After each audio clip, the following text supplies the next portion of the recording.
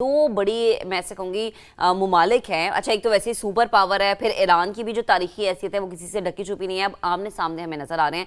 अमेरिकी सदर Donald Trump ने कहा है कि ईरान पर अभी हमले का फैसला नहीं हुआ है, तेहरान से बात करने का मंसूबा है। बहुत बड़ी और ताकतवर अमरीकी बहरी क़ुव्वत रवादवा है, बेहतर होगा कि इन्हें इस्तेमाल ना करना पड़े। तमाम ऑप्शंस हमारे पास मौजूद हैं, ईरान को एटमी ताकत नहीं बनने देंगे। बरतानवी खबरसां एजेंसी रॉयटर्स ने यह दावा किया है कि सदर ट्रंप मुजाहिरीन की हौसला अफजाई के लिए ईरान पर हमले पर गौर कर रहे हैं और अमरीकी वज़ीर जंग पीट हेग्सेथ का कहना है कि ईरान को एटमी प्रोग्राम मुकम्मल बंद करना होगा, वरना सदर ट्रंप जो चाहेंगे वो करेंगे। और साथ साथ ईरान ने अमरीकी धमकियों पर अक़वाम मुत्तहिदा की सलामती कौंसिल को ख़त लिखा है। महक और ईरानी पासदारान इनकलाब ने भी ये बात वाज़े अल्फाज में बता दी है कि खित्ते में अमरीकी अहदाफ हमारे मिसाइल्स के निशाने पर हैं। तो दूसरी जानिब यूरोपीय यूनियन ने ईरानी पासदारान इनकलाब को गैर मुल्की दहशतगर्द तंजीम करार दे दी। बहुत कुछ चल रहा है यहाँ पे पूरे रीजन में। एग्जैक्टली मुजाहरों के दौरान हलाकतों पर कुछ अहदेदारों के असासे मुंजमद और सफरी पाबंदियां भी लगा दी गई हैं। ईरानी वजीर खारजा ने यूरोपीय यूनियन के फैसले को मुनाफिकत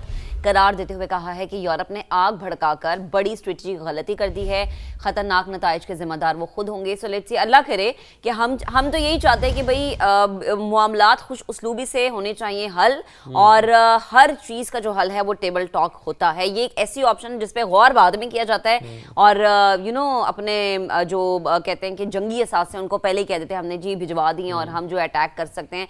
तो आई थिंक पहले टेबल टॉक होनी चाहिए। एक और अहम मसला है जो कि रिलेट करता है हमारे अपने मुल्क से, हमारे अपने शहर से, कराची से। अच्छा, कराची हम हमेशा ये बात करते हैं कि मुआशरी हब है, बट अगेन वहाँ के लोगों के साथ जो हो रहा है वो नाइंसाफ़ी है। मसाइल जो हैं वो जूं के तू हैं, जितनी मर्जी बातें आप सुन लें कि मुकाबला कराची का पाकिस्तान के शहरों से नहीं, तरक्की याफ्ता जो है ना वो ममालिक हैं उनके तरक्की याफ्ता शहरों से है, लेकिन सूरत हाल ये है कि आए रोज़ कई कीमती जानें ज़ाया हो रही है। कराची में ट्रैफिक हादसात का सिलसिला जो है वो नहीं रुक रहा।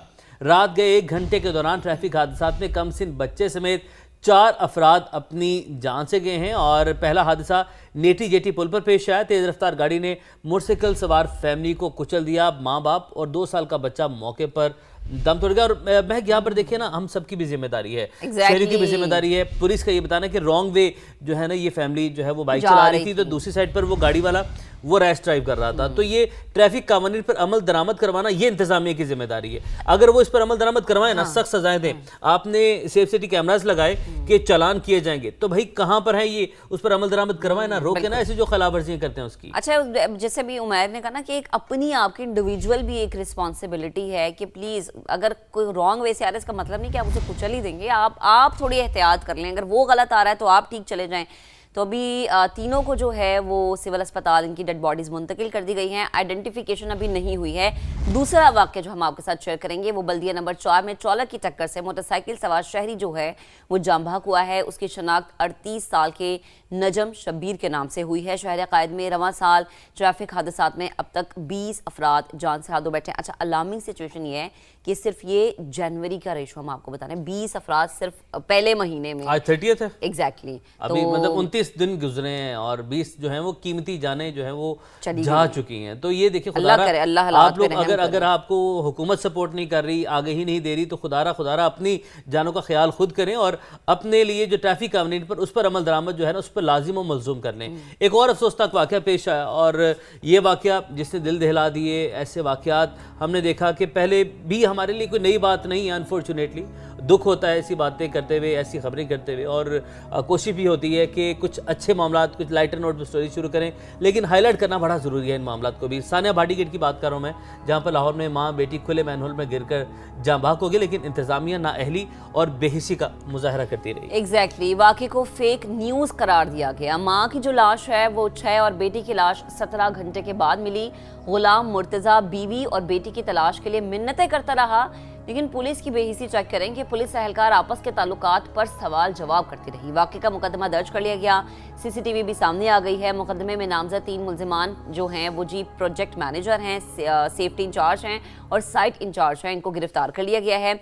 अच्छा, वज़ीर आला पंजाब ने इस पर एक ब्रीफिंग दी है और इस पर शदीद बरहमी का इजहार किया। उनका कहना है कि मामले को ट्विस्ट करके दबाने की कोशिश की गई।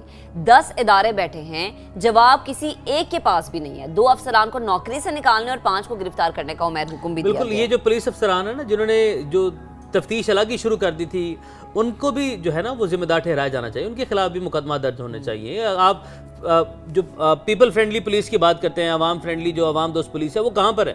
یہ ہے اصل حقیقت۔ واقعہ قتل کے مترادف بہرحال قرار دیا گیا ہے۔ وزیر اعلیٰ نے وزیر اطلاعات پنجاب اسباب بخاری نے ثانیہ بھاٹی گیٹ پر دکھ اور شرمندگی کا اظہار کیا، کہا معافی کی طلبگار ہوں، انتظامیہ جو بتا رہی تھی وہ مجھے شیئر کرنا پڑا، استعفے کے لیے تیار تھی، لیکن وزیر اعلیٰ نے کہا میری غلطی نہیں ہے، جہاں بہا خاتون اور بیٹی کی لاشیں آبائی علاقے شورکوٹ پہنچا دی گئی ہیں، نماز جنازہ آج ادا کی جائے گی۔ وزیر اعلیٰ نے کافی غم و غصے کا اظہار کیا، انہوں نے کیا گفتگو کی آپ کو سنواتے ہیں۔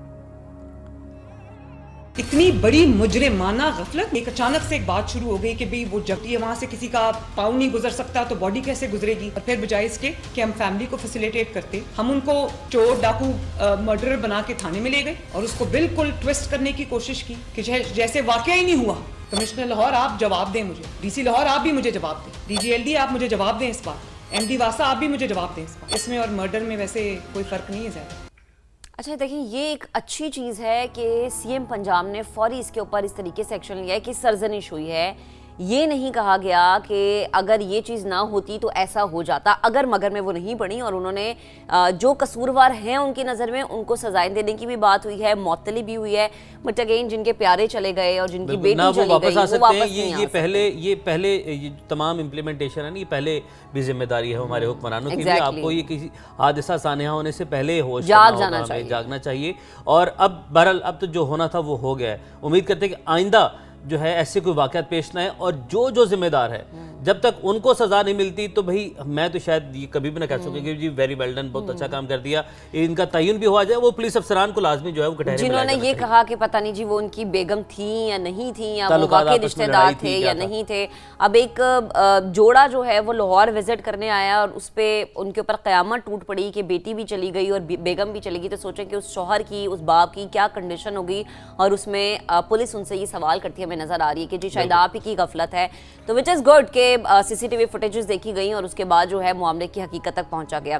آگے بڑھتے ہیں ذرا، اور نئی نئی چیزیں جب ہو رہی ہیں تو ایک نئے تعلقات کا بھی ہم جو ہے وہ ذکر کریں گے۔ اچھا، تعلق پرانا ہے لیکن اب گہرا ہوتا جا رہا ہے۔ پاکستان اور بنگلہ دیش کے تعلقات کا نیا دور شروع ہو چکا ہے۔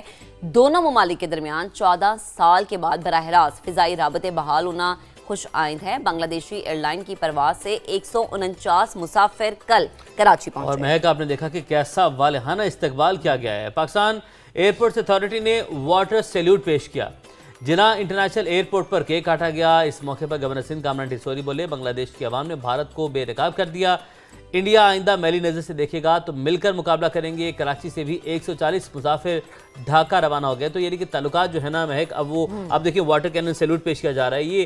یہ بڑا ہی زبردست مومنٹ تھا جس کو وٹنس کیا گیا، جو کہ بنگلہ دیش سے اس بنگلہ دیش کی ایئر لائن میں یہاں سے جو ہے وہ پہنچے یہاں پر۔ سب سے بڑی بسنت سارے بر صغیر میں لاہور میں ہی ہوتی تھی، پارٹیشن سے پہلے بھی، اور اب تو خیر 20 سال سے بسنت بین تھا، تو اب دوبارہ شروع ہوگی تو آئی ایم کوائٹ شیور کہ لوگوں کا جو جوش و خروش ہے وہ بالکل دید نہیں ہوگا۔ اچھا، یہ کہے گا کہ جیسے کہ آپ کی حویلی کا تذکرہ کر لیتے ہیں، اب بسنت کی تقریبات کا مرکز رہی ہے یہ، اس حوالے سے کوئی ایسی یاد، کوئی ایسا واقعہ بتا سکتے ہیں آپ کے جو آج بھی آپ کے ذہن میں تازہ ہو؟ اپنے جو آپ کے بڑے ہیں جو کائٹ فلائنگ کرتے تھے ان کے ساتھ سیلیبریٹ کریں۔ اولڈ سٹی میں ڈیفینیٹلی آپ کو وہ جو جوش یہاں ملے گا، کیونکہ وہاں سب مکان ساتھ، اور جب ہر مکان کے اوپر کوئی 20 40 لوگ چڑھے ہوں گے تو آپ سوچیں کہ کیا ایٹماسفیئر ہوگی وہ۔ سو یہ آپ جن بچوں نے بسنت نہیں دیکھی تو یہ میں آپ کو گارنٹی کرتا ہوں کہ you will be so pleasantly surprised and shocked کہ یہ لاہور ہے، ایسا بھی ہوتا ہے لاہور۔ تو یہ بہت ہی آپ کے لیے ایکسائٹنگ یہ ہوگا۔ No doubt. یوسف صاحب، آج کی نسل نے وہ رنگین آسمان اور بو کاٹا کا شور نہیں دیکھا۔ اب آپ انہیں لاہور کی اس تاریخی روایت کے بارے میں چاہتی ہوں کہ بتائیں کہ کیسا جوش و خروش ہوتا تھا، ایک کیا فیسٹیوٹی ہوتی تھی، کیونکہ فیسٹیول کے طور پہ یہ تہوار منایا جاتا تھا لاہور میں۔